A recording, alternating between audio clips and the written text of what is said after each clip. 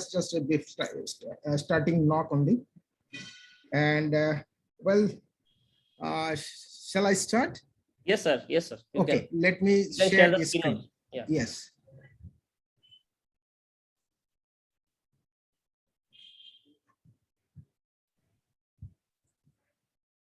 Is it It's visible? coming.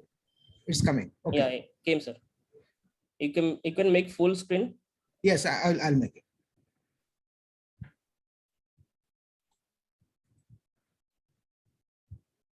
Yes.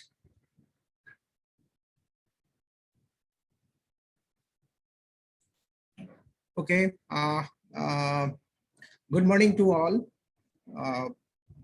Dear participants, I'm fortunate to be associated with you in this platform. As for the dictates, I should say, quote and unquote, I have been given these things to discuss about types of research, research design, then fundamental research, applied research types like exploratory research, descriptive research, causal research, then research problems, identification, and research questions. So this is a very broad domain, to be honest, but somehow I'll have to encapsulate it in a very shorter form. So to begin with, I believe all of you will agree, research is what I am doing when I don't know what I am doing. This has been said by Werner von Braun. At this age also, I still believe this is a valid statement. Research is what I am doing when I don't know what I am doing. So let's start with the research. So what is research? In a very simpler way, it is an investigation. It involves study. It involves experimentation. And we all know there is a difference between investigation, study, and experimentation. And how to do it? It has to be done very systematically. It starts with what? Doubts or problems, and then intended to be with a solution or certain assumptions, presumptions, we call it hypothesis, then testing of those hypotheses, and then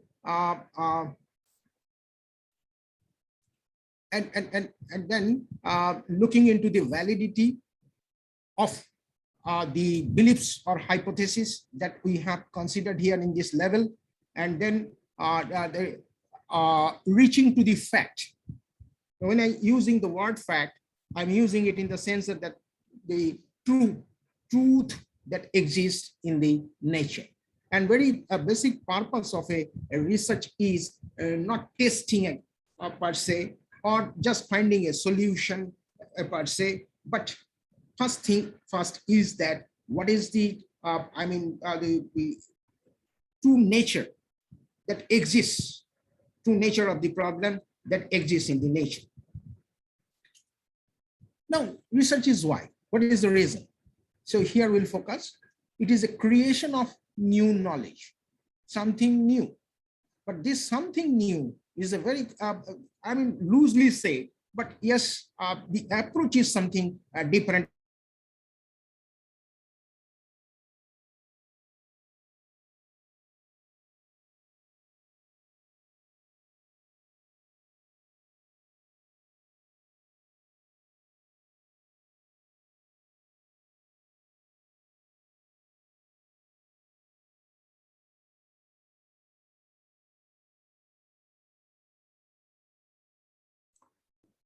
Please be patient. Sir is having some network issues, it seems.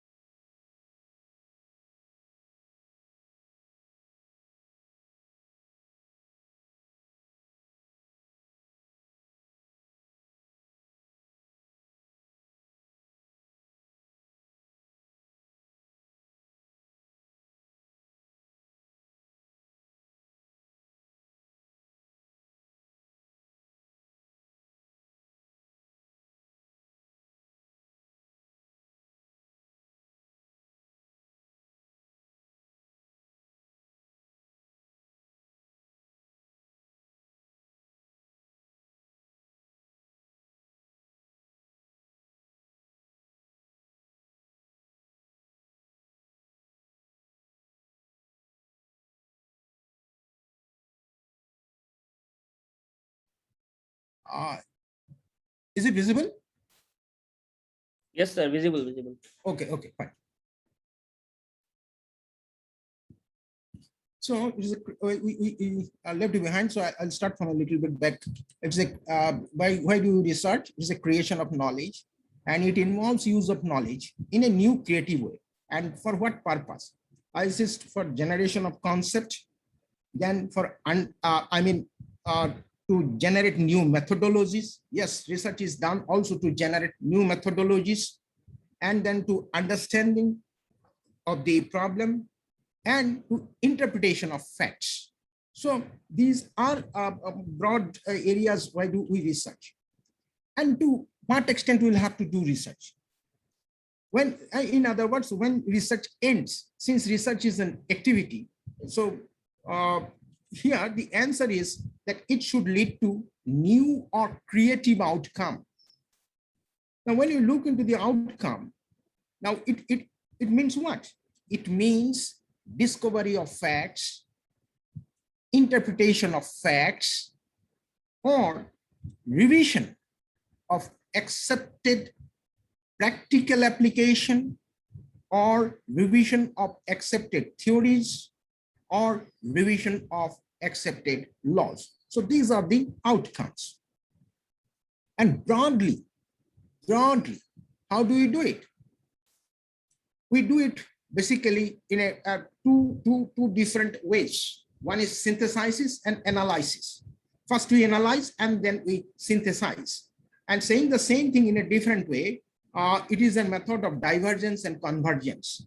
Whole research, entire gamut of research, starting from the problem till the end of the research, it is basically synthesis. I mean, it is basically analysis and synthesis, or it is, you can call it in a different way called divergence and convergence. Now, what are the types of research?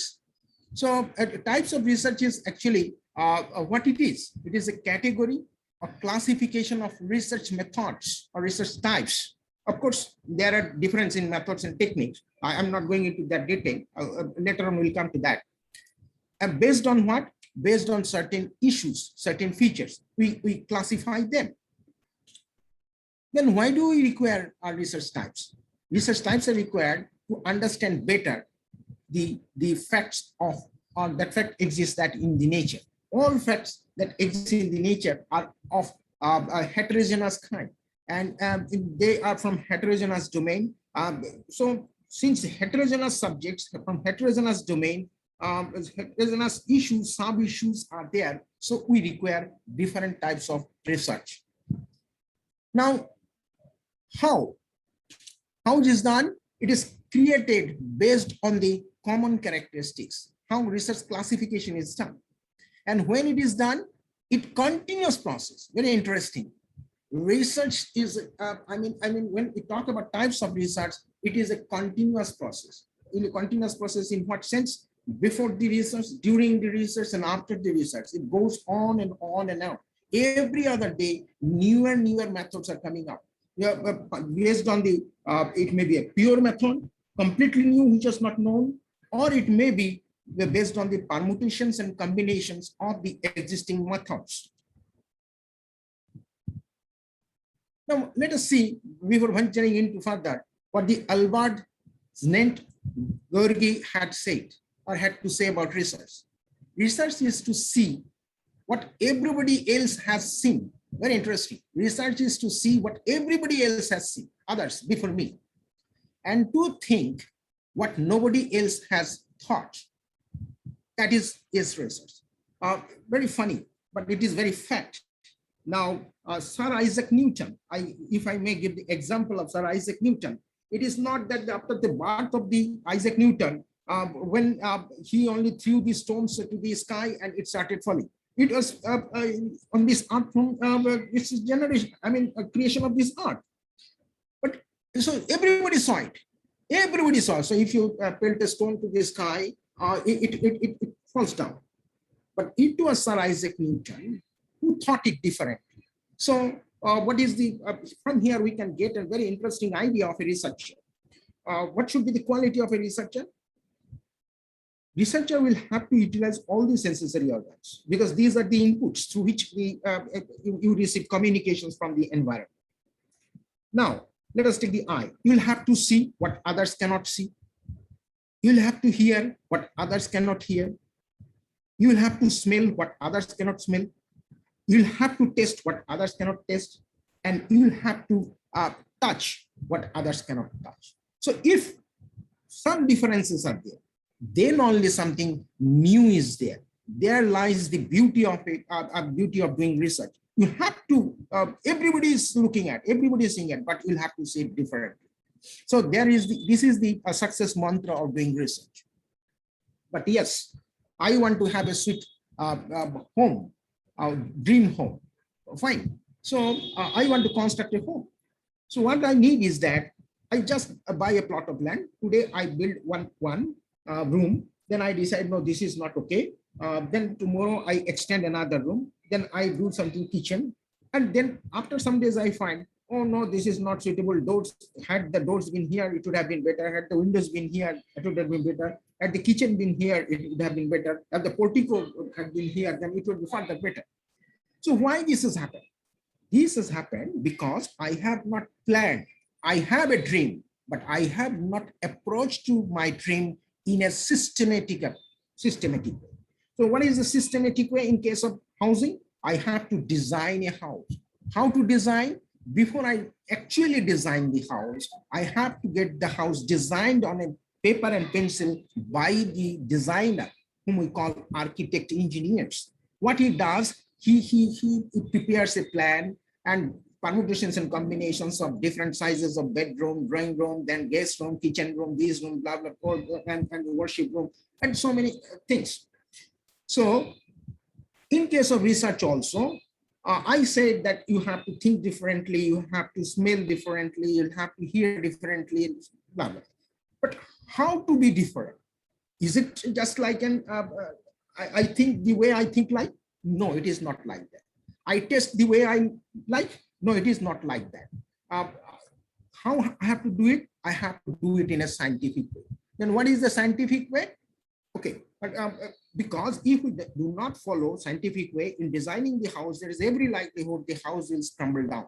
So is the case with the research. If one do not follow research design, there is every likelihood. I started journey from one part of Delhi to go to Karnataka, just like Vasco da Gama. I reached to somewhere else. Thank God, Vasco da Gama reached to India. Tried to reach to India, but landed in America. So that is not research. But sometimes it happens. Sometimes it happens. But this cannot happen always. Miracle happens one or two times without design. But yes, you'll have to be very scientific. Now, what is this research design is all about? What is this? It is the overall strategy. Then it invites integration of different components of a study. How do we integrate? It is in a very coherent way and very logical way. So when we talk about these different components, means we talk about everything right from the, topic and title. Topic and title, I quote and unquote, they are not same. They are many a time interchangeably used, but they are not. Topic is something, title is something, then you have to have your objectives, you must have a hypothesis. Okay, hypotheses are of different types. Persons who will be taking in detail about the hypothesis, I'm sure will be obviously dealing with the hypothesis, but in a very brief way, hypothesis is belief before venturing the actual research. Then you have to have design. So methodological design. What type of research design you will follow? Then data collection. Then Vice Chancellor sir has talked about all these things in the inaugural meeting. Then data collection. Then you have to think of population. You have to think of sample. And those who are from literature, they might be thinking, what about the population? What might be the sample? Well, there is also a consideration of population. There is also consideration of sample. Suppose someone want to do research on Tagore, someone to do on research on Shakespeare. Shakespeare has written a lot of poems, and Tagore has written a lot of dramas, this and that, but I want to do research. So these are the total, all the written R is noble is the population, and I will do research on the certain selected. So I'm selecting a sample. So it is not, not the case that only the non-literature people use the sampling. It is not like that. And for moreover, those who are in the linguistic groups of the literature, they also do research based on populations and sampling. Anyway, that apart, then you require your data collection design, data analysis design, data reporting design, how to report, and then then the feedback and utilization of all these things. Again, if it has solved the problem or not, then going back to the basics again. So this is what is actually research design deals with.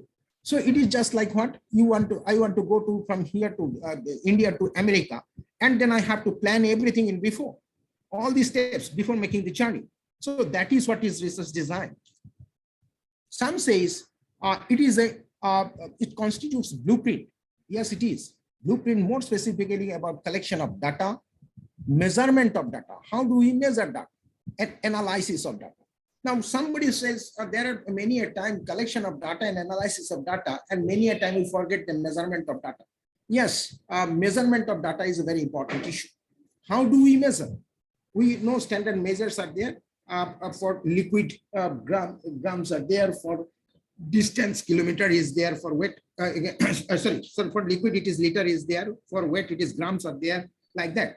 And interestingly, if we want to measure the knowledge, honestly speaking, it is very difficult to measure knowledge. But believe me, your mark sheet speaks about your level of knowledge, is it not? So it means we researchers are so clever, we can measure something which are not measurable by the standard yardsticks. So these are interesting issues that we'll have to consider while we are doing research. Some says it is a what? It is a framework of research methods and techniques. Yes, these are, I said before, methods and techniques are indifferent. Method may be same, but techniques may be different. Now, when we use this, it is maybe either one design, one research design, or multiple design. Yes, I mean it. It is not that only one design is applicable in research nowadays. It's multiple research designs are simultaneously being used. And when it is one design, it may come from the discipline based. So when it is from the discipline based, suppose from a marketing, so it may be a single method from the marketing, or it may be multiple methods from the marketing itself. That is one way of design. And another is the, when it is a multiple design may be discipline based. When it is a discipline based single, or from it is from within single discipline, and next is interdisciplinary. Now when it is a interdisciplinary, that means when it is interdisciplinary, it is drawing from several disciplines. So what we do, we are trying to conclusions from several disciplines, and when it is interdisciplinary, what do we do? We try to get knowledge from several disciplines. And another is there, transdiscipline. Now, interestingly, within the discipline, or inter means more than one discipline. Now, more than one discipline, let me give an interesting example. Information technology and biology, they are two different disciplines, and they have given you the biotechnology, a new discipline. So here it is interdisciplinary. But when you talk about transdisciplinary is what? Studying the same problem by different disciplines, they move parallel. For example, somebody's problem of unemployment can be studied from what? Problem of studies from the psychology, from the sociology, from the point of engineering, from the perspective of entrepreneurship, so on and so forth. So when we are designing the research, we'll have to look into these issues too. And how do we do a research design? It is an identification of problem. Now, when it is the identification of problem, it is your own problem. It may be, or it may be others' problem. Who are the others? The person or who are suffering, their problems you can take up, or the problems you have handled in the past, means past surveys of literature. From there only we can identify the problem. And what we have to do, we have to find the gap. And after finding the gap, finding the gaps means lacunae. Something is missing, like Jurassic Park is a missing link. Then again this that was created in that movie. So is the case, you'll have to find out the missing link of the knowledge. So then from the gap, again, you may have to develop your own. And most interestingly, you will have to defend your problem. And in thesis, you'll have to write genesis of the problem, why you are thinking about the problem, why you have identified that problem. Now, next is what? You'll have to identify the objectives. Objectives may be your own, or it may be what has been already studied by somebody else in the past, and what has not been studied in the past. And then you'll have to find the gaps. From there, you'll have to find your own, and then you'll have to defend that, your objectives. Many a time in researches, we forget to defend the objectives. We forget why we have selected that objectives. What is the uniqueness? In marketing term, we call it USP, unique selling proposition. What is the salient point? Why you have selected that objectives? These are many a time missing. Next comes the issue of hypothesis. Hypothesis, I said, it is a belief. Very simpler way it is, but it's a very broader and technical term. I am using it a very simpler way. And hypothesis may be statistical hypothesis, and it may be very working hypothesis. When it is a working hypothesis, you do not require statistical test as such. It requires descriptive statistics at the most, but it requires statistics. Yes, it is true. It may be your own that is there, or you can select the hypothesis from what has already been studied. That is, you'll have to make survey of literature, or you have to identify what hypothesis has not been studied, and you have to find the gaps. From there, again, you'll have to find your own object hypothesis. You may have to revise your hypothesis, and you have to defend that. Many a time in research papers, this defense is not there. Simply hypothesis is this, but why hypothesis isn't selected based on the survey of literature, based on the gaps, it is not mentioned. Then you have types of research. Now, types available. What are the types available? You'll have to take care of, and you have to select your own. Then you'll have to look into what has already been followed by the earlier researchers and what has not been followed. And if it had not been followed, you'll have to find the gap again. Then you'll have to think of your own research type, and you'll have to defend that.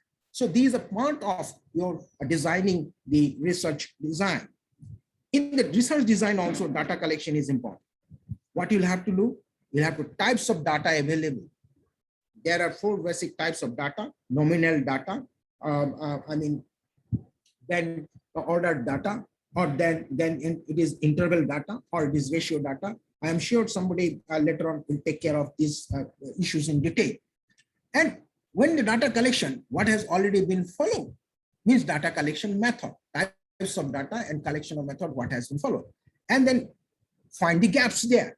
Then you look into what has not been followed. Think if it can be applied to your problem to understand the problem better and accordingly find the solution. Then you think your own, and you'll have to defend that. So all this comes from a critical analysis of the survey of literature. Then measurement of data. Now, types of data available, that is important. And then it is, when we are talking about measurement of data, it requires a scale, whether it is temperature, whether it is weight, or so on and so forth. So scale availability. So when scale is available, standard scale is available, whether that standard scale is usable or not. Now, if, and what type of scales have been developed by earlier researchers? If standard scales are not available, then what type of scales that has been developed by the researchers? Yes, scales can be developed. And this is a domain of scaling technique. I'm sure somebody will look into that. But yes, to be very precise, this is very important issue. If scales are not available, means in the standard scale, it is not available. In the past also, researchers has not developed any scale. Then what you'll have to do, you'll have to develop your own scale to measure what you want to observe. And what has been already followed, you'll have to look into.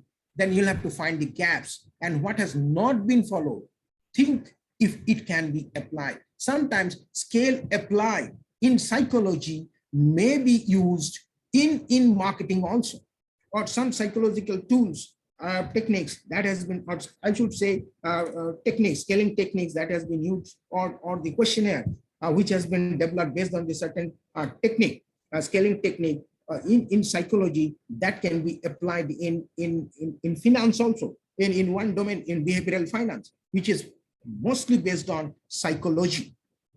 So this is possible. So this is the interdisciplinary, that is the creativity. And for this, I believe you know the person who has got the Nobel Prize. I'll go into that detail little bit later. Now, from that, you'll have to develop your own, and you'll have to defend the scale. Now, how do you defend the scale? There are tests, reliability tests, validity tests, so many tests are there. So you'll have to look into all those. Next is analysis design of the data. Now you see what I'm using the words very interesting. Data collection design, then sampling design, maybe data measurement design, data analysis design. What does it mean? So it is a synonymous to what? Now you have, I said in the beginning that you must have a designed house. Now, when it is a designed house, it means you must have your drawing room designed, your bedroom designed, your kitchen designed, and every aspect should be designed. And when each and every aspect is designed, it ultimately gives you the complete design.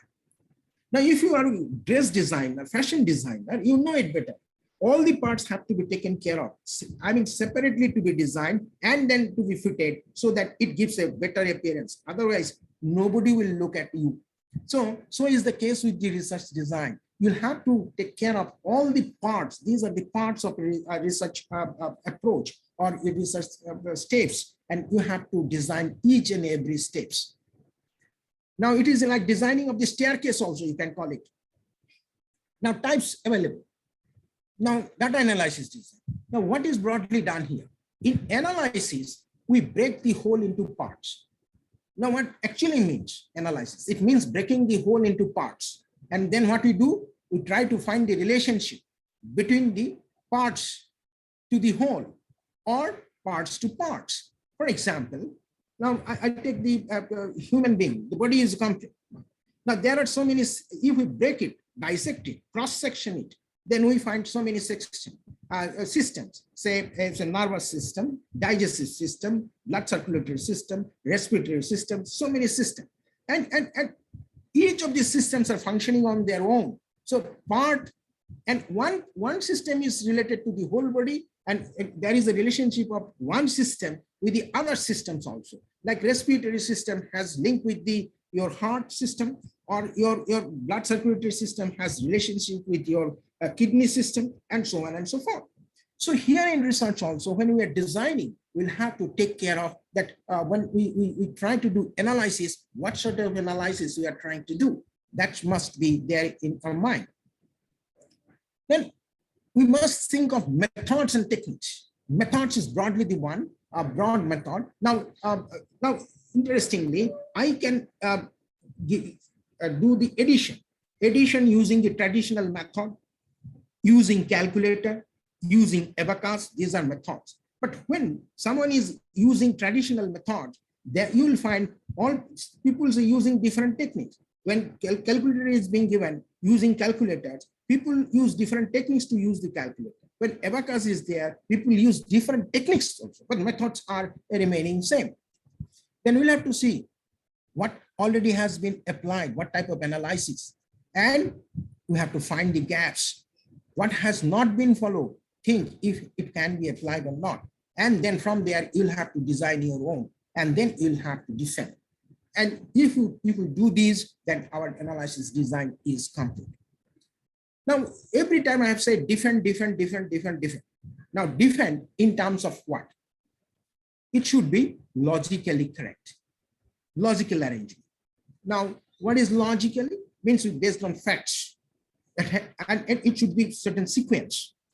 Then it should be logical in terms of 3 E's. What is the 3 E's? First is effective, means it must produce the result that is effective, that is expectable.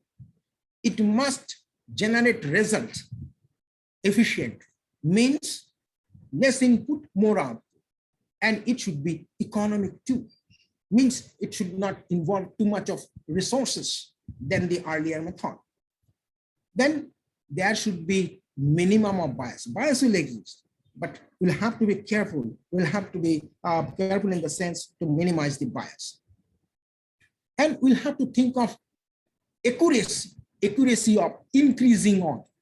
Increasing order means we'll have to completely minimize the level of inaccuracy. But yes, since many a time we decide based on statistics, based on sample, there is a possibility. I gave you a very interesting example. I want to buy 100 pieces of orange from a basket, and is it possible that I can taste each and every oranges? I cannot. So what is the issue here is that you may be allowed at the most to taste 1 or 2 oranges. Now, what are the possibilities? You find that the sample that you have tasted, that is sweeter one, in which you are interested in, and you presume that rest 99 is sweet. And you take home and you find rest 99 is sour. So here is a mistake based on sample. Or else what? Or else what? You find that this is a sweet one, and you go back home and you find all rest 99 is sweet. So that is fine. So possibilities are there based on sampling. Now, similarly, when sampling is not there, there is also the problem of error, biasness that creeps in because of the background of the research. We want that, 3 domains of learnings are there. That is the cognitive domain, psychomotor domain, and affective domain. So when your affective domain overpowers your cognitive domain, and ultimately that affects your psychomotor domain, this output, then it results into some kind of biasness, inaccuracy too. So it is expected in research that you can manage your affective domain, means emotions. Emotions have to be 0, means you'll have to be artificially, though you have natural intelligence, you'll have to be very close to the artificial intelligent people who do not have any emotional intelligence, of course, in a lighter way. And it has to be defendable in terms of the scope of the research, in terms of the geographical coverage, in terms of the time frame, in terms of persons covered, research ethics compliance, neutrality. Yes, your finding should be neutral.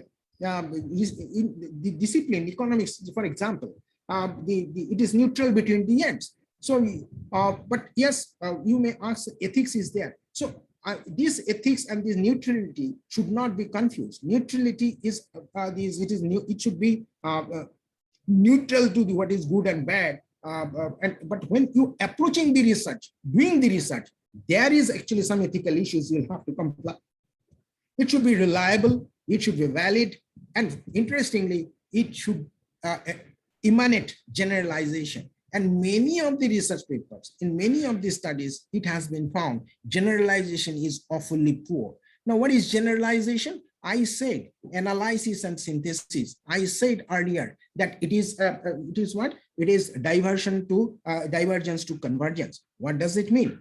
Once you find out the output, then you will have to put your output into a acid test. What is that acid test?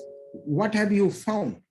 And what the earlier researchers have found. You'll have to give a comparative statement. So Mr. X has found this, and in my study has found that. This is similar. So although it was studied earlier, so there is no problem that if you get the similar result. But place is different, if all other things are different, then it is a unique finding. Or suppose X has found something and you find something different. So you have to mention that. And apart from that, you may have found something which earlier nobody has found. So this is how in a tabular form, most of the time generalizations are provided. But this is one way of presenting generalization. But these generalizations are really awfully poor and missing. And what is important is that while designing and when you define this, you'll have to look into the outcome that is expected to fulfill the expectation of fund provider. That is very important. If you want to do research, you'll have to collect fund. Otherwise, it is nowadays very difficult. It is a costly effort. So you have to see it fulfills the expectation of the fund provider and research monitoring authority.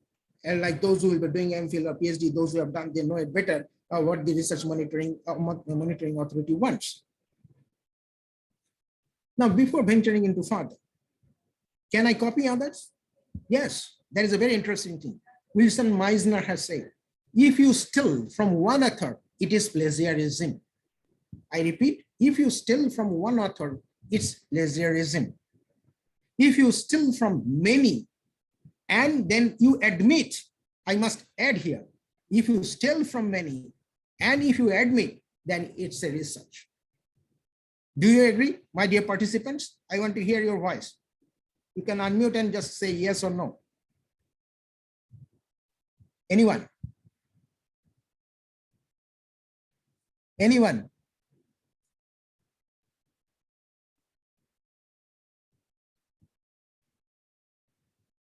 Okay, fine. Sir, they are replying in chat, sir. Yes, I got it. I have seen it. Thank you. And somebody want to see my face also. Okay, but there is a problem. This will create a problem. This some parts of the screen will be covered. Face is not important. Subject matter is important. Anyway, thank you for the feedback and putting my motivation on track.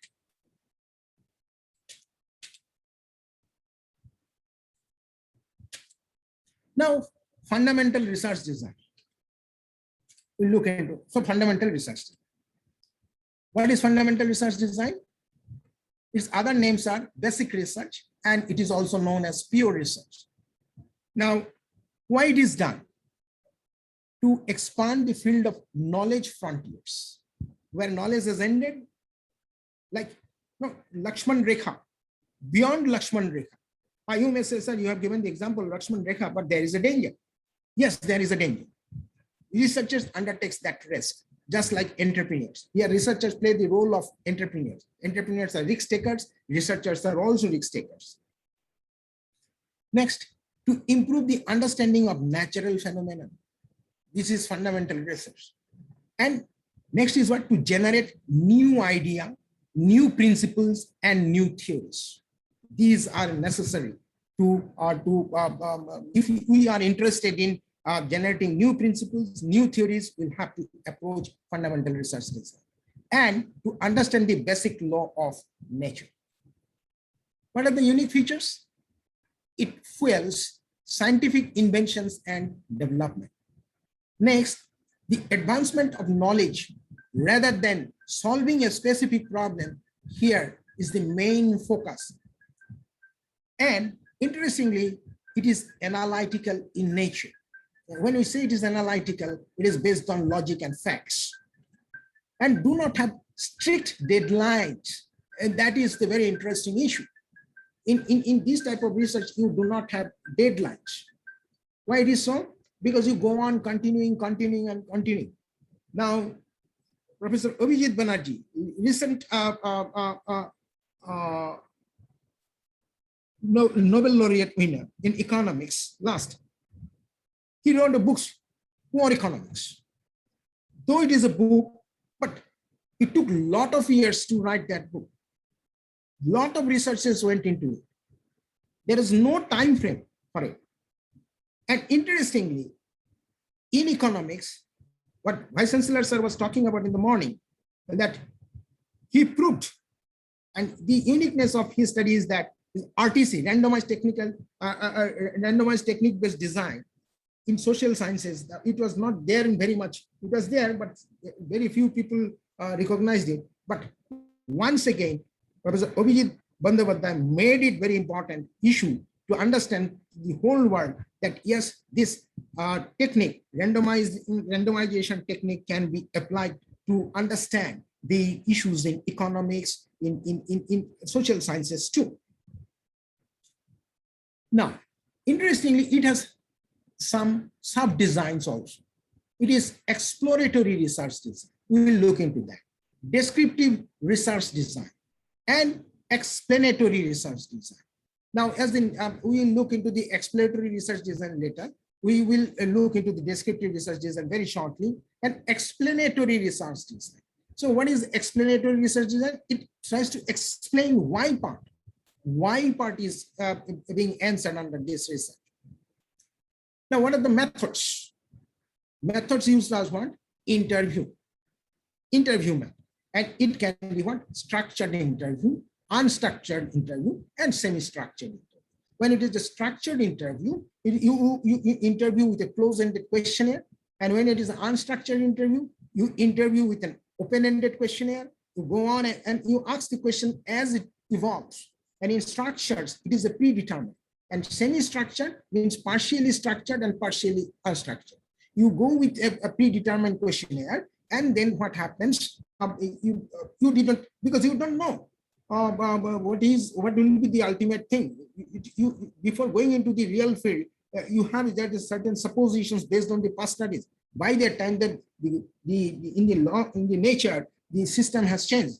Everything has changed. So that questionnaire based on the past study may not be that effective. So you must have unstructured part. And when it isn't, you have both structured and unstructured, it is called semi-structured. And this is nowadays in social science is one of the very, very important area of research. We call it mixed method of research. We'll see it later also. Then we'll have to have observation. Now, what sort of observation? Structured observation and unstructured observation. What is structured observation? Now, in structured observation, you just fix it. Like in lab, it is a structure of what you do. In social science also, structured observation is possible. And in unstructured, you do not define it prior. It is not predetermined. So as it evolves, the problem evolves, you just look into that and you observe in that way. Now, what are the kind of experiments you do under this method? You do quantitative data analysis, and there you consider variables. Now, variable means it varies. Certain issues like age is an example of variable, height is an example of variable. Now, variables are maybe independent when it is not dependent on somebody else, and dependent, yes, dependent on somebody. And mediating, it is very interesting.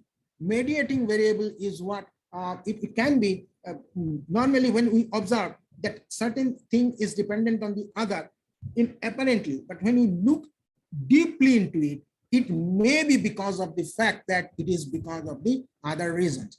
Now, I give you to understand this is a very interesting example.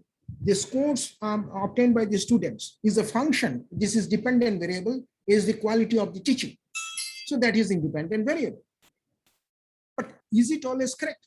Somebody will say, obviously amongst you will say, and you know it better also, that it is not always the case because there are certain other variables. How many hours of study put in, whether really he studied or not, and so on and so forth. Or nowadays, during the COVID era, whether there was a proper connectivity or not. So these are other issues which actually comes into the picture, and you'll have to identify those variables which is actually influencing, mediating. And then what to identify the effect. And then you have to have controlled experiment, which is normally in the laboratory. Then you have to have field experiment that is to be done in the field. It is done in the agricultural field. It may be done in marketing also, and in natural experiment. Means you don't change anything, don't control anything. Like what? Suppose somebody is trying to understand the difference between Bharatanatyam and Kuchipudi. So in a natural experiment, it may be done. You may request two groups of dancers to perform differently, and then you watch it naturally, how they do it. And then we watch it and without any controlling that you do this or this without guiding, and then we experiment it. So that is the way. Then we require what? We require questionnaire. Questionnaire, we all know, asking questions, set of questions, and case study method. And we require in the case study method, it may be qualitative case study, it may be quantitative case study, and it may be looked into the primary issues, and it may look into detailed contextual analysis.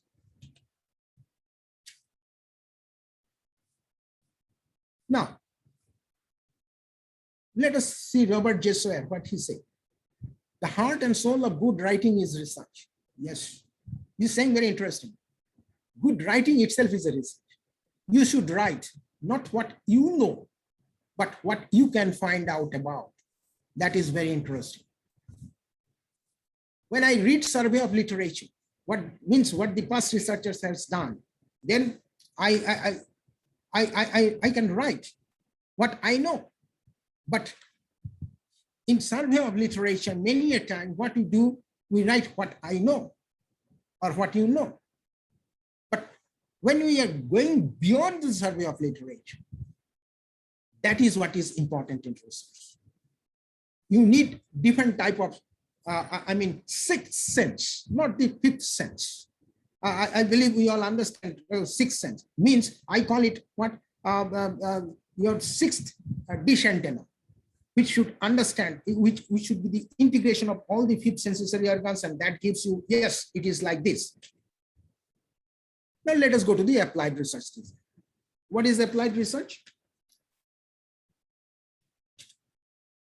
So it tries to seek answer to specific questions as against fundamental research.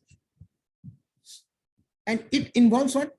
Practical application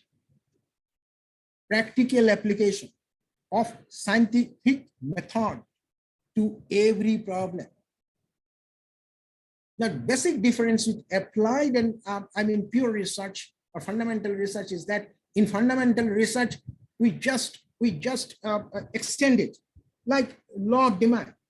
If price decreases, demand increases. If price increases, demand decreases. And there is a ceteris paribus, other things remaining constant. And there are someone who said, no, substitutes available, that impacts, income level, that impacts. So original law of demand has been modified. This is what the frontiers. That means frontiers of the discipline has been advanced. But interestingly, frontiers of discipline is advanced. That is, fundamentally you can do it. I mean, unless you have applied it, tested it, then only you can say that the original law of demand, that it is always the function of price, is not always true. This you can do based on applied research also. So here we find very interesting connection between fundamental and applied research. Fundamentality depends on application, and application relates to your fundamental finding, basic, unique finding. Now, why do we do that? To provide a solution. To what? To a defined problem. Problem has been already defined. But in case of fundamental research, this problem is not defined. And to provide a solution, which type of solution? It should be innovative. And innovative solution to the problem of whom? It may be of individual, it may be a group, or it may be a society. And to investigate what? The findings of basic research. Now, you might be knowing that Einstein's this formula, it has been that famous formula. E is, what is that? Can anyone help me? Einstein's formula? Einstein's formula?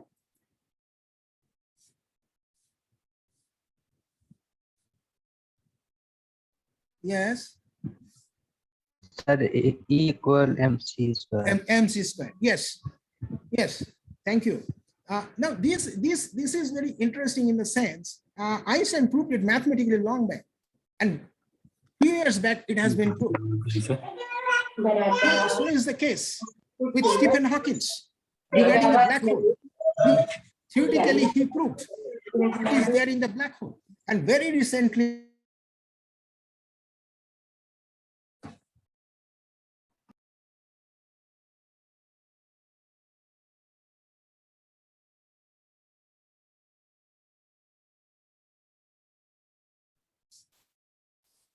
am I audible? Am I audible? Yes, sir. Yes, Audible. sir, yes, sir. Okay, fine. And why do it? To validate the findings. What is validate? Theory is there, whether it is valid or not. Now, I can give you a very interesting example. Every law, every motion has got equal and opposite reaction. Now, this is Newton's third law. That means in a lighter vein, if you give me a slab, do you think I will not give you a slab? No, I am not talking about that third law of motion. I'm talking about the physical object. Now, this is one, how he has arrived at is a fundamental finding. And this fundamental finding, he has observed it by both movement or from moving when we are standing in a bus and moving. These are the examples. So it's a validated. Now, based on this, the fundamental thing has come. Again, when fundamental things are there, then we what? We apply it. Then gravitational pull of thought. Now, this is a fundamental finding. Define force, we can just cross the, we can go out of the earth, and that is used in rocket science. So here it is the application of basic research findings in innovative way.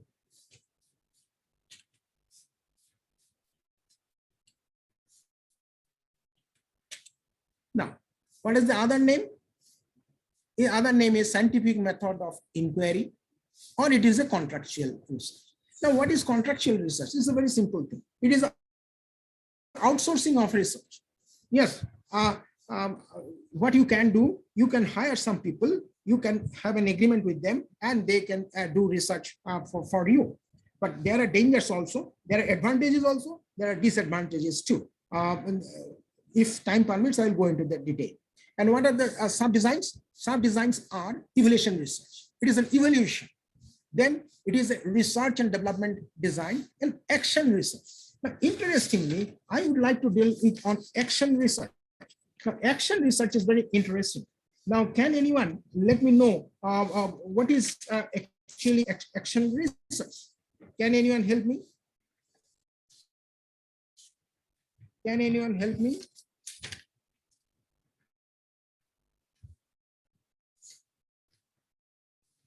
Yes.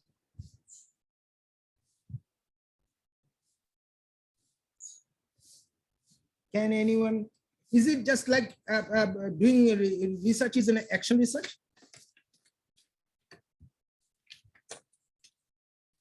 Now, action research is very simple. It is done mostly very common in the domain of personnel management. Yes, immediate problem. Excellent. But how we do it? How we do it? Action research is such, it is intended to cause transformative change. Change means permanent change. Transformative change. How we do it? It is a through simultaneous process of taking actions and doing research. Now, in medical science, it is very much there, but I will give you the example of teacher and students.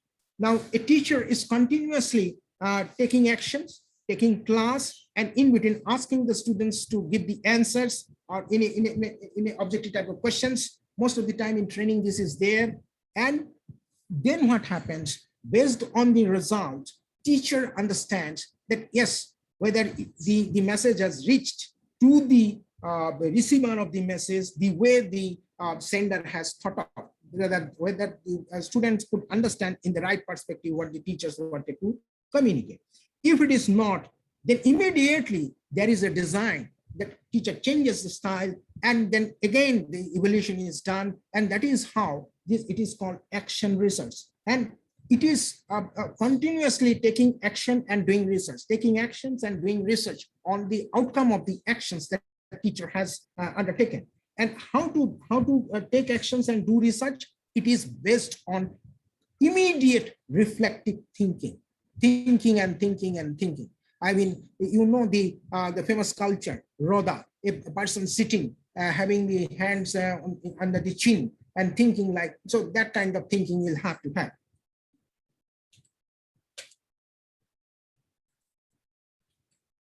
Now, methods. When you're talking about the methods here, it is empirical methods. It's based on empiricism, practicals, non-systematic inquiry. It is very interesting. It is a non-systematic inquiry. It involves, interview, surveys, questionnaire. It involves observation, and it involves focus group. Now, what is focus group? Very interesting. There are certain people who believe that, research you have done. What is the size of the sample? It says, so 300, 500. Now, is it possible to do research with a 6 sample size? Yes, it is possible. If you do research with a size of very small sample of 6, minimum, maximum to the extent of 10 in a group, in a kind of group discussion method of doing research, and it is open-ended. There is no pre-structuring, but there is being nowadays there is a lot of research is going on using focus group method. Now, it may be what you do. You involve the same group of people differently in the sense. How do you involve the different focus group? You can have more than one group. You can do research on them on a particular issue, and this is exploratory in nature. This is, again, it is exploratory in nature. Next, what are the unique features? It is cost-effective reduction of social problems. This is very interesting.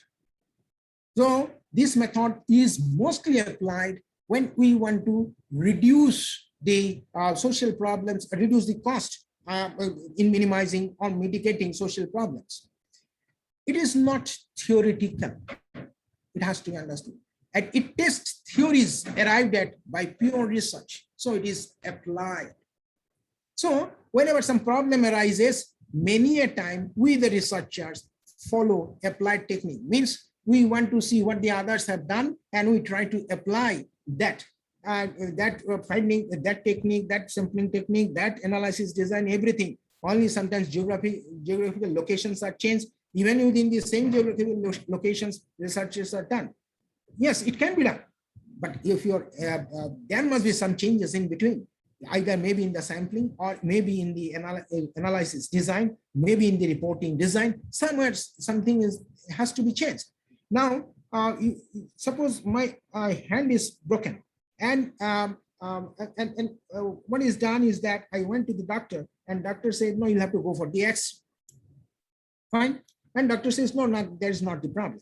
Then, but still I'm suffering from the problem. Then I go to the second doctor, and doctor says X-ray. Then I show him that, sir, this is the X-ray plate. The doctor says, no, you'll have to go for again. So I go, but I think twice. What is the utility? If it is the same, I go. So I don't do the X-ray. I go to the third doctor, and doctor suggested MRI. It is not X-ray. I am convinced it is a different technique of analysis. So in research also, you'll have to think like that. Otherwise, it will be just like, there is every likelihood it may end up in plagiarism rather than pure research that we have seen earlier. Now let us hear from the Aspire. What you say? The more research you do, the more at ease you are in the world you are writing about. It doesn't encumber you, it makes you free. So more you think about research methodology, research design, you should not think that this is Lakshman Rekha. It is not Lakshman Rekha. It provides, you empowers you. You know what type of problem needs what type of handling. This is very, very important. Now let us go to the exploratory research. What is exploratory research? Why do we need it? To define the terms of research problem. To define the terms of the research problem. Very, very interesting. We do not know what is the research problem and nature of the problem. So we'll have to go for exploratory. Why do we do it? Again, to gain the background information. And then what? To clarify the research problem, hypothesis, and research priorities. Means where is the gap? For what? For further research. So, even if I am doing fundamental research, or even I am doing applied research, I am doing very much other types of research, every research involves exploratory research design into it. So there is no pure research design. In fact, it is always hybrid in nature. When you do it, early stage of the research, when no past data is available and only a few study for references are available, an initial tool for research. So this is done by both new researcher and even by veteran researchers. Now, new researcher, because he is new into the domain, so he'll have to have this quality of exploratory research. And those who are veteran research, when they want to venture into some new areas, they'll have to.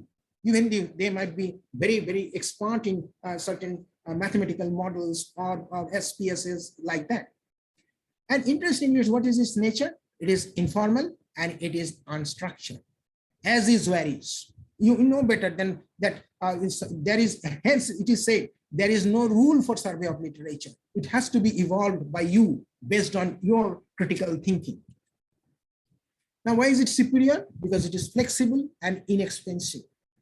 And it is superior because initial groundwork is required, as just said.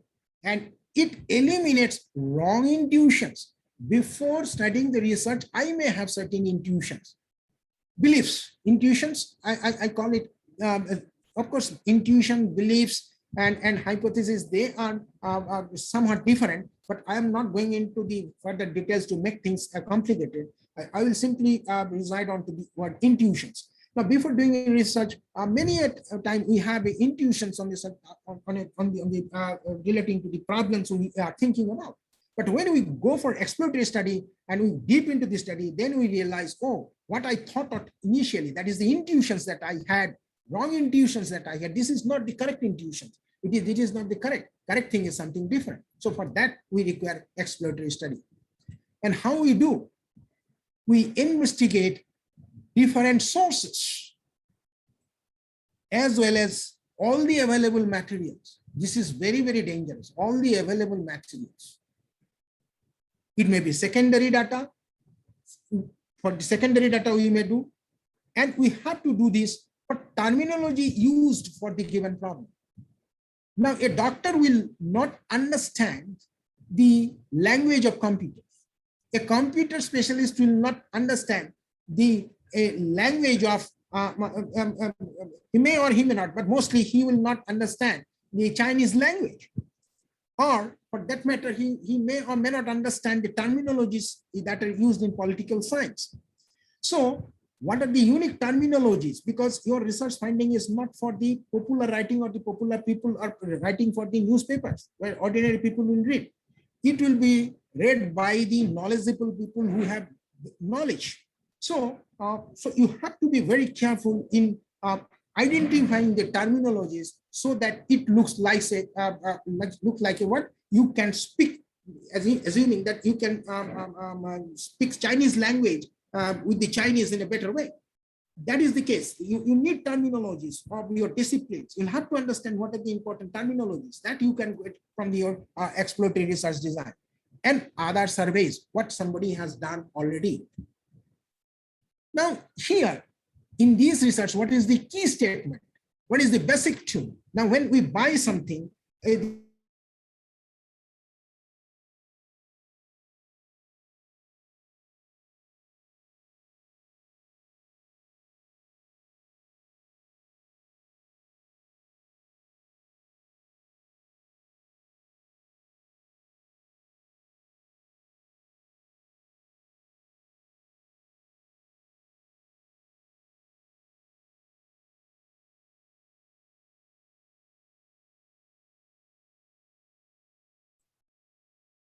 Please be patient.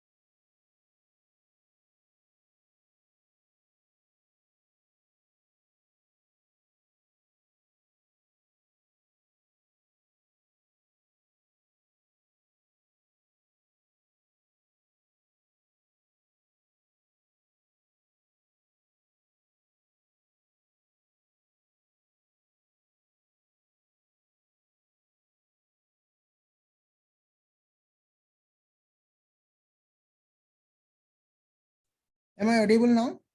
Yes, sir. And it's visible, screen is Yes, visible? yes, sir. Very Okay, clear. fine. I'm sorry, because there is technical glitches. Anyway, Dr. Chaudhary, please remind if I'm crossing time. Yes, sir. Yes, no issues. So here research questions is very, very important. So why research question is very important? How to ask? I still remember my supervisor used to say, doing research means what, you know, it is not finding answer. It is all about asking questions. And best example is the kids. Kids are the beautiful, he gave me the example of kids. With a free mind, the kids will be asking why the moon is hanging. Give me a ladder, I want to meet the moon. So you have to think foolish questions first. Thereby, I mean to say, you think of foolish questions first, then you come to the land of rationality. First, you become irrational. All foolish questions, like Kalidas's, all foolish questions. Then you think of creating the novels like Kalidas. So, interestingly, this is the very basic issues here in research questions, and we'll see the research questions a little bit detailed later on. And what is the outcome?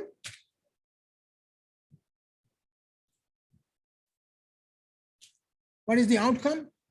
It provides answer to what, why, and how of a research problem. This is very, very interesting. Now, to be in a lighter vein, when we are thinking about when we watch the programs of WWW, so Worldwide Wrestling, and you see, you believe me, there exists very interesting issues for a researcher. It is a matter about W's. As a researcher, you will have to think what, you will have to think why, you'll have to think of how, of course, one H, and then when, where. All W's are very, very important. And you must have a clear understanding of the answers of those. And these answers should be unique. And if these are there, you are true. And in this case, it is qualitative in nature. What are the other names? It is interpretive research and it is grounded theory approach. Now, what are the methods used here? Again, interviews, surveys and polls, observational method, focus group, literature research, online research, and case study research. Now, you might have been seeing methods are same, but designs are different. Here we'll have to understand that designs, you should not consider that survey method is only this, interview is only this design. No, interview can be utilized for different designs also. Now, let us see what Albert Einstein has said. If we knew what it was we were doing, it would not be called research. Would it be? I read. If we knew what it was we were doing, it would not be called research. Would it? So what he tried to mean is that whatever design we prepare, it is always a cursory. That is imagination, figment of ideas, but it has to be rationalized. It is when you think of initially, it is a research design is in the ivory tower, top of the ivory tower. By rational, logical thinking, you will have to bring down to the base of the tower. Still then, it is not the reality.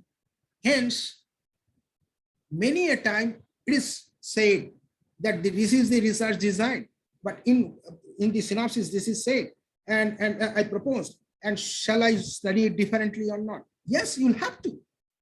You'll have to. And what is the justification? Albert Einstein has given.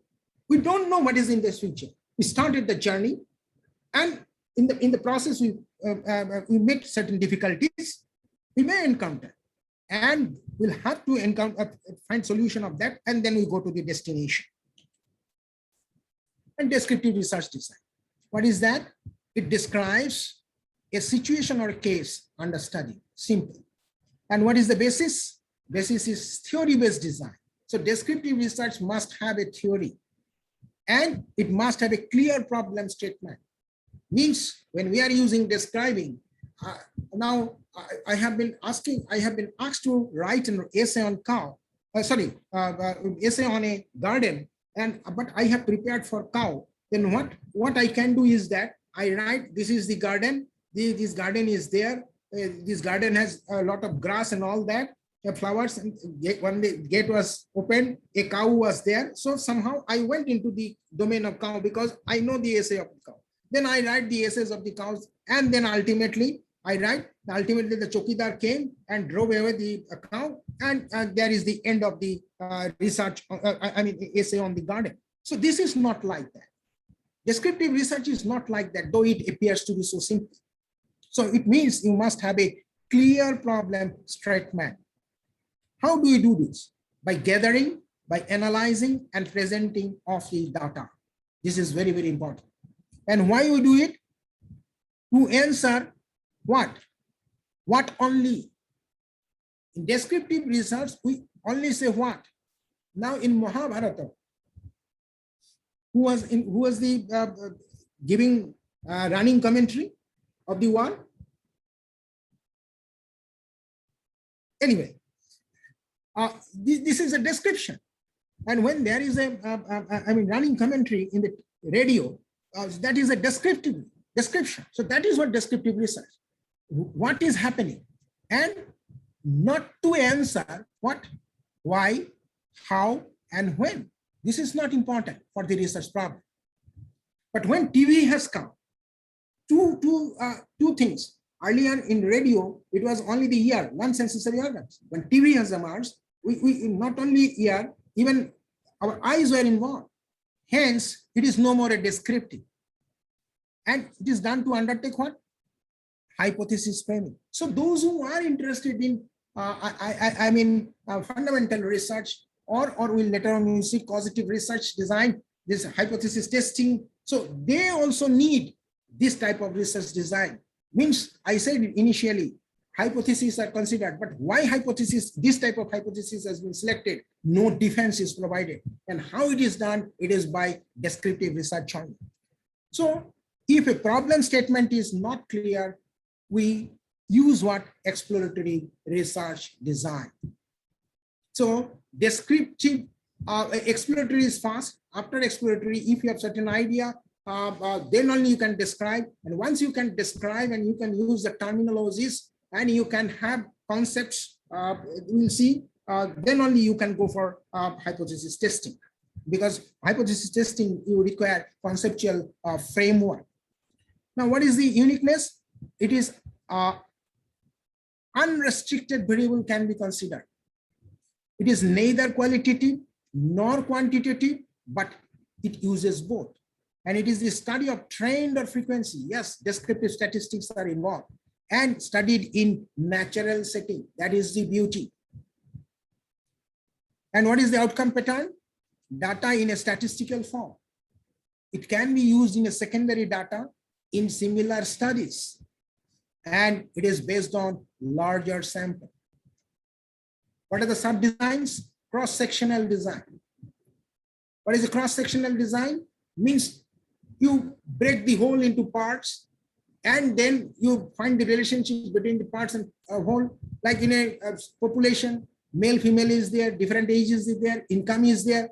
And when we try to study the influence of certain issues, variable of interest based on the geographical variation, then we are studying cross-sectional analysis. Then case study. The lawyers considers a case, doctors considers a case. Similarly, case study can be done. Observational study and survey research. So these are there. And what is the important issue in descriptive research is biasness. Whose biasness? Researchers' biasness and respondents' biasness, because surveys are there, focus group studies is there everywhere. So if any one of them is biased, now Dhritarashtra was blind, and who was narrating? Who was the narrating? The what? If the I forgot the name. If the description of that person was wrong, then the Dhritarashtra will be having the different perceptions of the word. So is the case. Now let us hear from the Rand and Holiday. Writing the perfect paper is not like a military operation. Means you require utmost discipline. It is not casual approach. It takes discipline. It requires foresight. It requires research. It requires strategy. And if done right, ends in total victory. If anything, at any point, if something is missing, discipline is not there, foresight is not there, research is not there, strategy is not there. And if not done right, then it is a total loss. You lose the battle. Now, causal research design. What is causal research? It is explanatory research design. It explains. What does it explain? Analysis of a situation or specific problem to explain the pattern of relationship. Now, why it is done? To identify the extent and the nature of cause and effect relationship. What is the cause and what is the effect?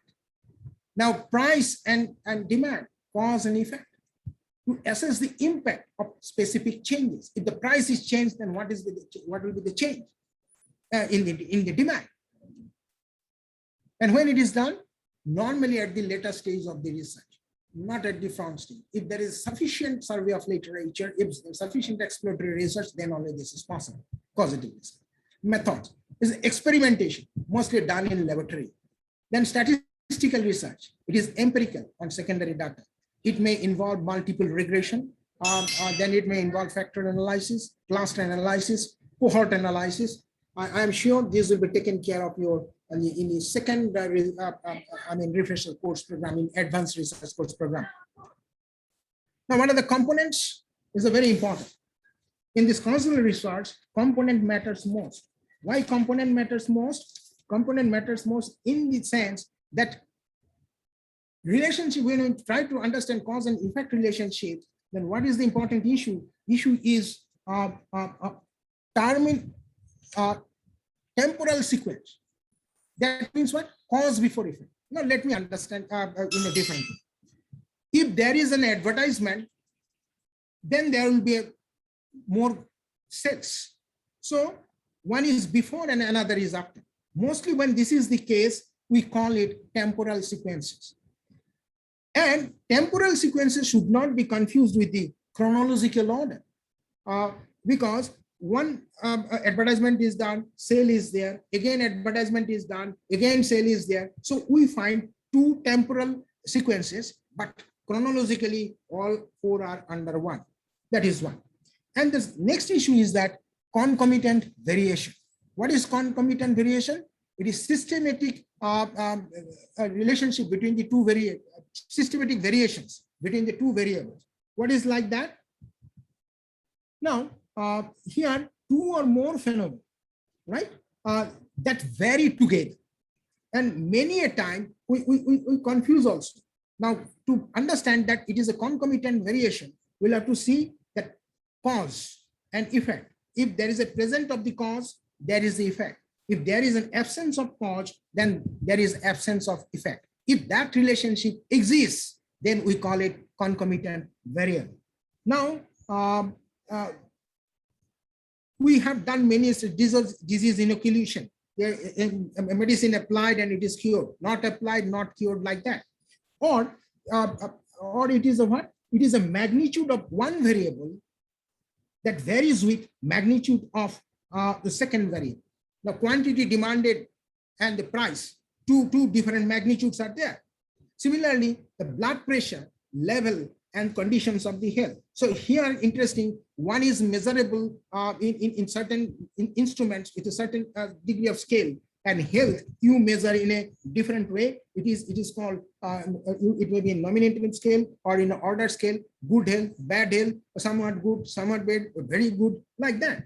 So whatever the scale, there must be this type of relationship, then we can call it concomitant variation.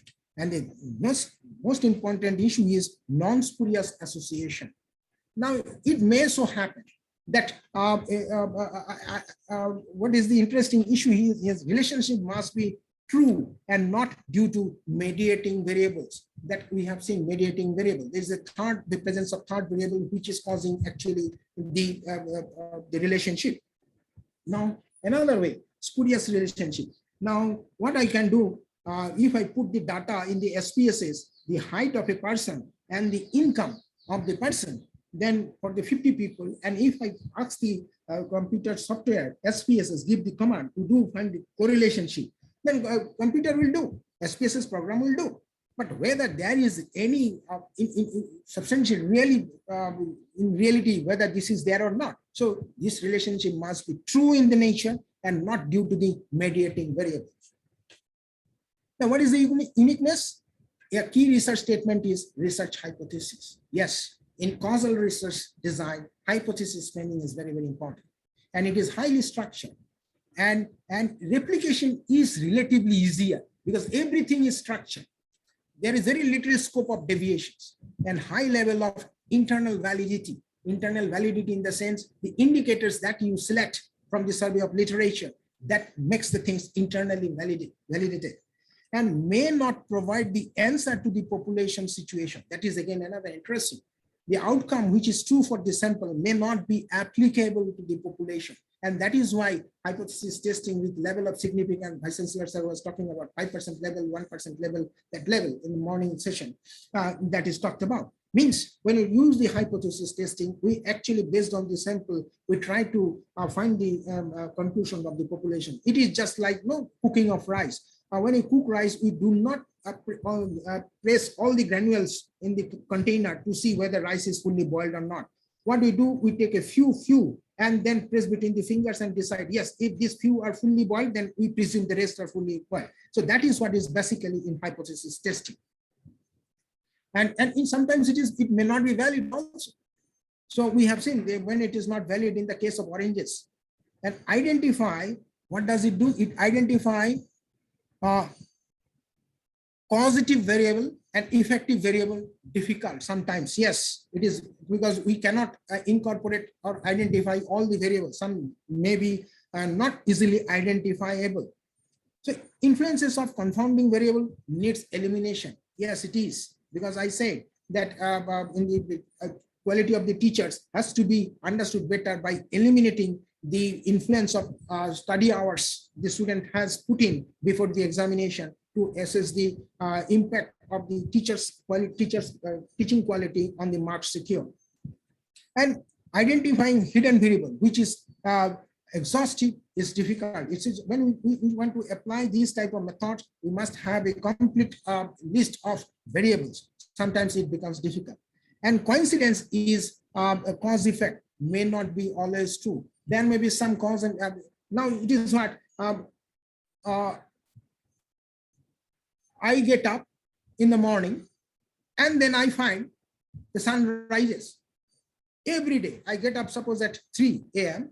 and sun rises in the east at 6 a.m. Can I conclude that sun rises because I get up early? It is not, but though there is a coincidence. So these are the very interesting issues in this type of problem. So what is Anna Winter has to say? It is very important to take risk. Yes, I think that research is very important, but in the end, you have to work from your instinct. Yes, intuition and feeling. Yes, it has to be somewhat, you'll have to foresee and take those risks and be fearless. Unless you are fearless, unless you have not that instinct, I call it sixth sense, then it is very difficult to take risk. But yes, research is just like an entrepreneur, risk taking. You have to take risks, otherwise you cannot do research. You have to plunge into all sort of doubts. You have to face doubts. The doubts are your enemies, and you'll have to handle your doubts. Now, this is interesting. Racist problem. What is that? It is issues which bothers a thinking mind and wants to find a solution for that. This is a racist problem. Now, why do you require? It is considered the starting point of research. What are the sources of problem? Where from we get? Own perceived problem. Where from we get it? It may be based on my own observation, or it may be based on my reflective thinking. This is also possible. Or it may be from others' problem. Where from? Those who are suffering and from those who have studied. Now, those who have studied, they may be expert or they are past researchers. So these are the sources of the problem. Which issue is a problem? We may consider a present issue, a future issue, or past issues. Why present issue? Why future issues? Why past issues? There's a reason. I will come to that. The present issues for which solution exists, that we may also consider. For an issue, solution do not exist. This is good. If do not exist, then we'll have to think intuitively, where no scientific logic or inductive or deductive logic is applied, just intuition, emotionally, more charged, and I think this will be the outcome. Or it is based on scientific basis. The present issues means the problems currently being faced. Future issues, what is the future issues? It is not there today. It was not there in the past, but it is likely to appear in the future. So the future issues. Why past issues? Means it may be there today, or it may not be there. It may not be there in the future. Oh, sorry, it may appear in the future. So we take past issues. Or when you take past issues, we be ready for the future such recurrences. Now, pandemic, corona, this every 100 years, the whole world faced this type of pandemic. If we study the chronological, but in spite of that, we never prepared. No country prepared for this type of active. External influences of the viruses in the economy. So we didn't consider. That is a problem. Now, what are the tools? Observation, discussion, exploratory research, case study, intuition. Yes, it is intuition. Very, very necessary. And inductive and deductive logic. I know, I believe you know what is inductive and deductive logic. And interestingly, inductive approach means from particular to the whole. I find a student of a class is naughty, then I conclude that all the students of the class is naughty. So this is a kind of inductive, and this is sometimes we do. If we study one company and I find that that company belongs to suppose certain industry, and if that company is doing mischiefs, and we believe that other companies in the industry is also doing mischief, this is there, this is a possibility. And in deductive logic, deductive approach, what we do, if we find all the companies are doing this type of reporting, then this company must also report this. Or if all the students are, if this class is famous that they are naughty boys, and if some students has come from that class, he may not be naughty, but still we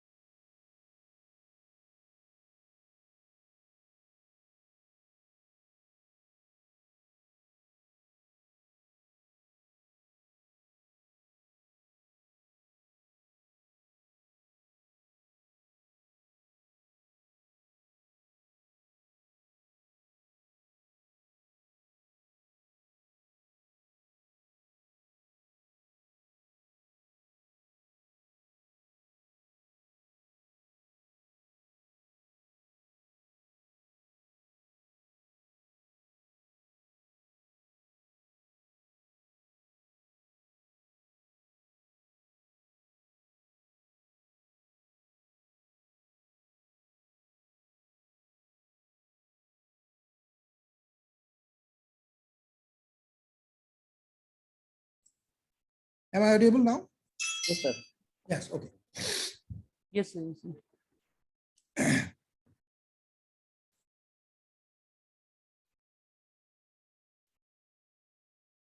Okay, screen is audible, visible, sorry. Visible. So what is that Hellnet they say? After all, the ultimate goal of all research is not objectivity, but truth. Truth means fact. Why it is important? Now, let me understand it in a different way. The role of a CID officer. A CID officer knows a person has been killed, assassinated is there, but he doesn't know who is the assassinator. Truth exists. Now, how to find that truth? What are the ways the CID officer will apply? It is up to him. Same is the case with the research also, a researcher. So here it is said, that is the reason it is said, all ultimate aim of all research is not objectivity, but to find the truth. And let me come to the research questions. This is very important issue in one of the research design we have seen. What it is a question which is a narrow question, and it is a specific question, which the researcher tries to answer using the project and problem of stating the problems of research. This is very interesting. This statement, research questions means problem. It is a problem of stating the problem of research itself. Now, what is the purpose? It is indicating where and what kind of research it is going to be. And it is needed to improve the knowledge and to identify specific objectives without explanation. So hence, some school of thought believe that objectives if you want to write objectives, you'll have to have research questions. But other kind of school of thoughts are there. They think it differently too. Where it is required research questions. Sometimes people believe that in quantitative research it is not required. But yes, it is required. In mixed research, it is required. Quantitative research, and it is required. Qualitative research, it is required. In mixed study, just now I have said, in every time where research questions are required. And research questions are stepping stone to the questionnaire framing. Because what type of questions you will ask into the questionnaire, that is basically emanates from the research questions. And research question is basically, it is derived from the topic, from the title. So these are all interlinked.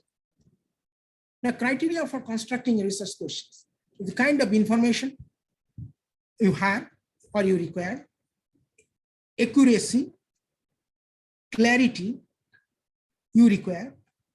Sometimes these research questions are required because construction of conceptual framework. What sort of concepts you want to use in your research, whether existing concept or you want to create your own concept. Now, types of study. Now, iterative, it is a continuous process. It evolves continuously. One question leads to another. Just like I gave the example of a small child. A small child is asking a question to the mother, mother gives the answer, then the child asks the questions on the basis of the answer from the mother. Mother gives the answer, and then what happens? Child asks the questions again on the basis of the answer given by the mother. It is a continuous process, unending process. And that is how child learns. There's very, I should say, basic method of learning something and doing research. Child is also doing research. So he is the best researcher on this art. And congruity with the field of study. The questions that you will be asking, it should be relevant to the subject, and congruity with the methodology of the design. So many a time questions are asked, but these are not related to the field, or sometimes very broad questions are asked and it doesn't result into the purpose for which it is to be done. And there are certain criteria. Finer criteria is there. One of this is considered. It should be feasible. Each question should be interesting. Question should be such, it is a novel extension of existing frontier of knowledge, and it should be ethical, and it should be relevant. Now, relevant to what? It should be relevant to the past, it should be relevant to the present, and it should be relevant to the future. Means your research has to, provide the linkages. Your present research must have a linkages with the past, and it should provide the directions to the future. So that is the purpose. That is the relevant, past relevancy, present relevancy, and future relevancy of the questions. Or you may follow Picot criteria. And of course, these are used mostly in evidence-based studies. Now, what is that? It is versus patient, or nowadays it is replaced by problem. Next is what? Intervention, or it is replaced by in this type of research, social sciences indicators. Then comparison group. We require two groups, in where one will be some test will be applied, and in another it is no test will be applied. Then we compare the results, and then it outcomes, whether measurable outcomes or not, and how the outcomes will be measured, and the time frame, or within what time what has to be done. This is very important issue in finding the research questions. Now, when we write the research questions, we should we take care of another certain set of issues that I feel it is very important. Now we'll have to look into the broad topic, not the topic, not the title, the broad topic.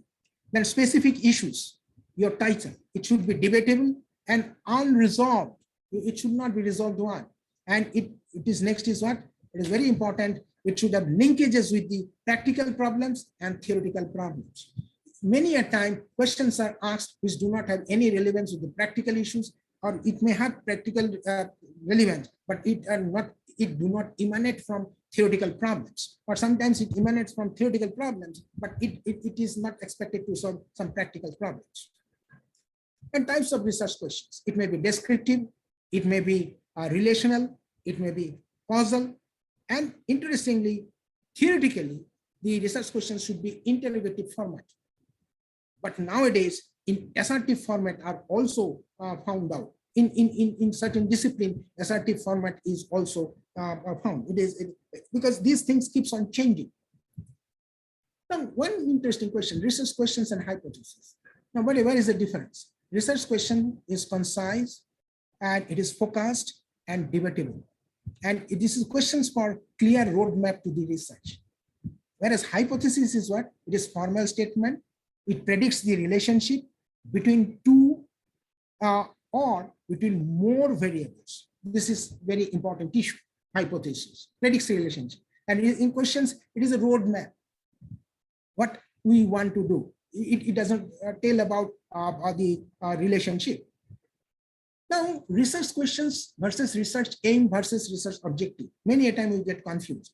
Now, if we talk about these three issues in one format, then what is research question? It formulates a research problem, designing a problem, which research plans to investigate.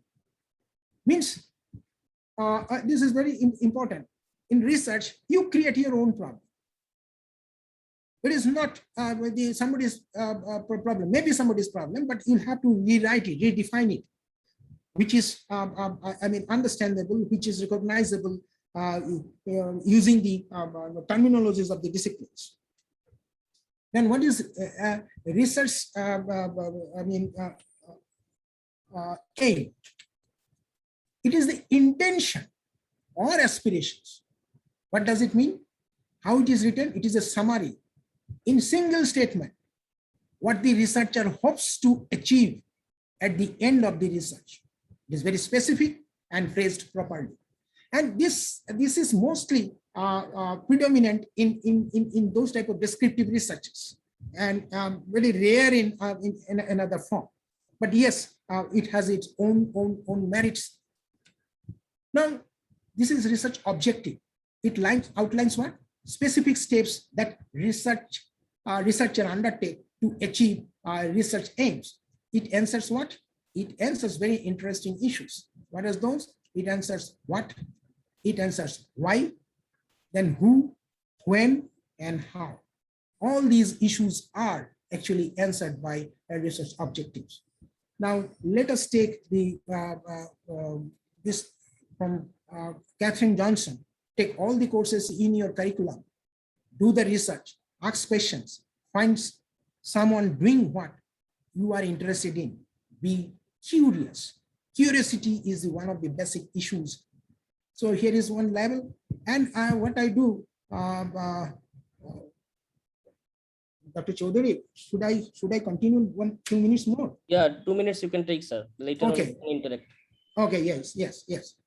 So what Tagore has said, if you shut your door to the errors, truth will be shut out. Or Tagore also said, the problem is not how to wipe out all the differences, but how to unite all the differences intact. Now here, what we find, it is a very live cases. It is a study of service quality of commercial bank and customer satisfaction in selected districts of Nagaland. This is a thesis submitted, and this is very interesting in the sense why I have selected that it is a purely applied research design. But a service quality already, it is a known terminology, known concept, and commercial bank known concept, customer satisfaction known concept, certain models and theorems are there, and what the researchers did into it, that it applied those models. Next is another, photographic tourism, its prospects with special reference to Tinsukia district of Assam. Now, it is very interesting. It is both fundamental and exploratory. And this scholar, Debushi Gogoi, he did for the first time in the world, I tell you, first time in the world, to coin a terminology called photographic tourism. And this was highly appreciated. It was exploratory since it was not known to anybody, and it is a fundamental because it is fundamental in the sense it is a unique area. So you see there's a hybrid presence of different methods. Then is what another one, a study of selective behavioral finance dimension on employee share investment behavior. It is an applied, it is causal research, and it is a fundamental extension. So in this, why it is studies selective behavioral finance. Behavioral finance is a concept, is a particular discipline, the dimensions, employee share investment behavior. So some models were there, it is applied and causal research was done and then fundamental. So like that, there are fundamental researches in risk perception, like that. So many issues are there. So since time is short, I'm cutting short. So what is my ultimate is why these are important? Because this reporting of research design is mandatory.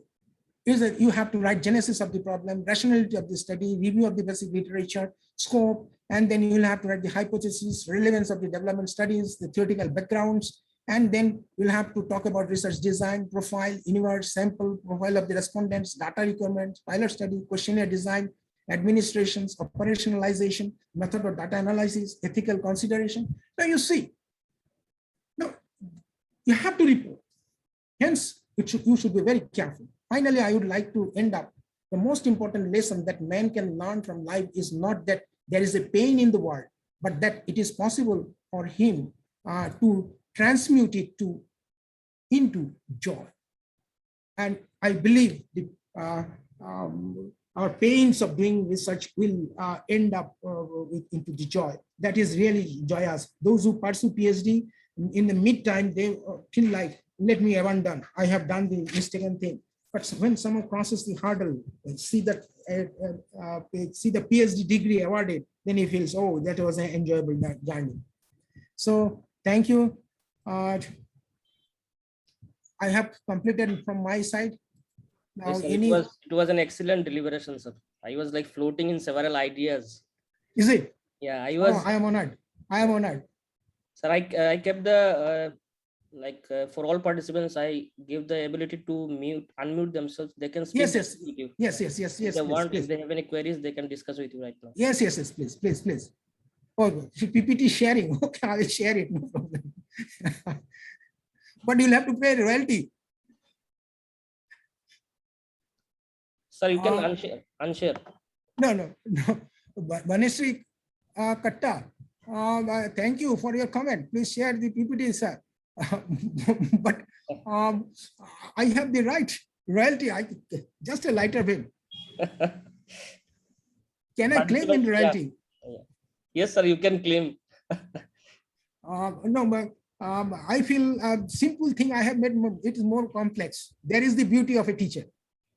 Definitely, sir. Yes, please. The participants, if you have any queries, please ask, sir.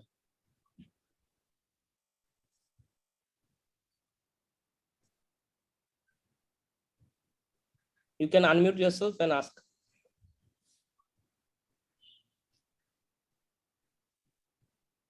Or you can also write in chat box. Yes.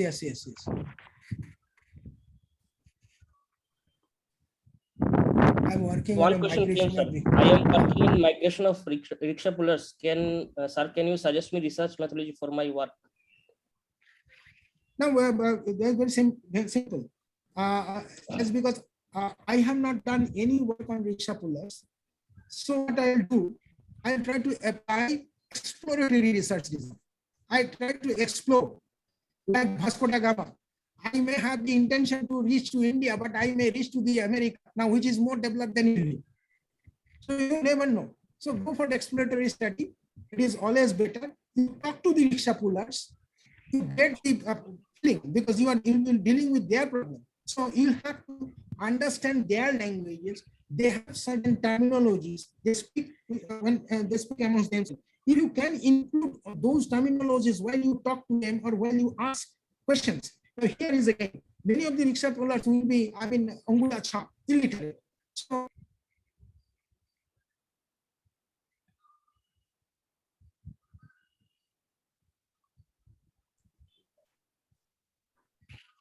I think sir got disconnected again. So 2 minutes is there. Let us wait for sir to rejoin.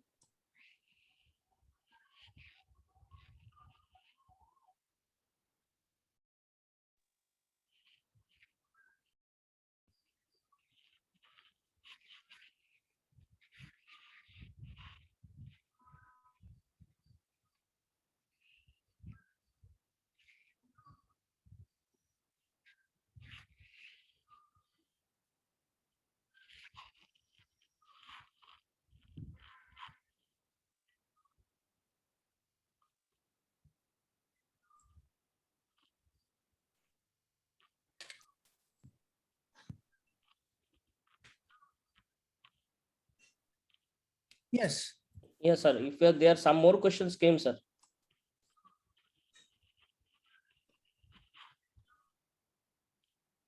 Tatnik Ghosh put a question. Tatnik Ghosh, can you please unmute yourself and explain your question to sir? Sir, may I? Sir, am I audible? Yeah, Yes, audible. yes. Sir, my question was, what did you mean by defending the hypothesis? Though you have mentioned what you meant by hypothesis, but usually through our review of literature and rationale of the study, that's what we do, right, sir? Like defending the hypothesis, or is there anything else that we need to do regarding Yes. that? Yes. Now, when now here defending means you'll have to presume. You'll have to presume. You are in the court of law, and judges are asking you that defend it. Why should these objectives be considered? Why it is unique? Why this hypothesis is unique? Why this methodology is unique? The survey of literature gives you the past history. But if every time everybody follows survey of literature, means what are the methodology, sampling design, analysis design, what was done in the past, and just follow that one past, we will remain in the past only. Is it not, madam? Yes, sir. Agree. Research is basically what? Across the Lakshman Rekha, we have the guts like Sita to cross the Lakshman Rekha. That means what? When I cross the Lakshman Rekha, then I have to defend it, obviously. Now, killing is a crime. Is it not? Now, when you say, yes, I killed that person because he came to kill me, so in defense, I have killed him. Then in the court of law, your killing will be pardoned. Is it not? Yes, sir. Yes. So that defense in a new thing, defense is more important, and that makes the research interesting. Because if you at every point of time, if you give defense, this is the thing, and this is the new creative defense. Every time new laws are coming up, so similarly, you break this car, break this ceiling, upper ceiling, and for that you have to have the guts to bend the rules and defend why you are bending. That is why I say. Is it okay? Yes, sir. Got it. Okay. Thank you so much. Sir, there are many questions people are asking, so I don't think every questions will be attempted. So can you, sir, please share your email ID to all so that they can directly contact you if any query is there. Okay. So what I'll do, you can give it to them also. So you can write it here in the chat box itself, sir, your email ID. Let me try. Yes.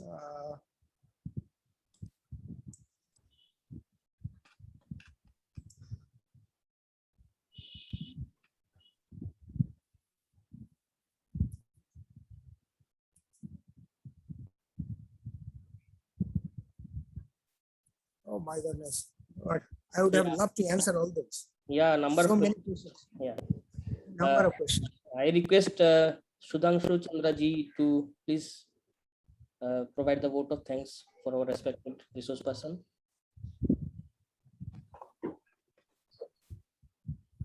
Sir, it is a immense pleasure and an honor to have been asked to offer a vote of thanks on the occasion of the association meeting in our college, and also on behalf of the management who has organized this session. I am very heartily gratitude to all the speakers for sharing their graceful words with us in today's meeting. The honorable and respected chief guest and also the speakers, Professor N. Roy, Professor A. Bhowal. It was a very good understanding, and it was beautifully explained by all the respected members. We have been fortunate to have a renowned identity from the academics, industry, and other areas. I am very thankful to the entire participant as well as the sponsors of this meeting. Thank you so much. may I say Thank you, something? Sudhanshu ji. Thank you. Thank you. May I say something? Yes, sir, please. Uh, I am very much thankful to people those who are organizing it and giving me the chance to relearn the subject once more, number one. And second, I thank my customers, the participants, for their support and motivating me by constantly putting motivating questions and questions and questions. Thank you once again. Thank you, sir. Sir, I would like to hear regarding the photographic tourism some other day. Oh, sure. And Sure. I advance welcome you for some more sessions from your side, sir, in our department. Namaskar, sir. Thank you. Thank you. Always welcome. Thank you.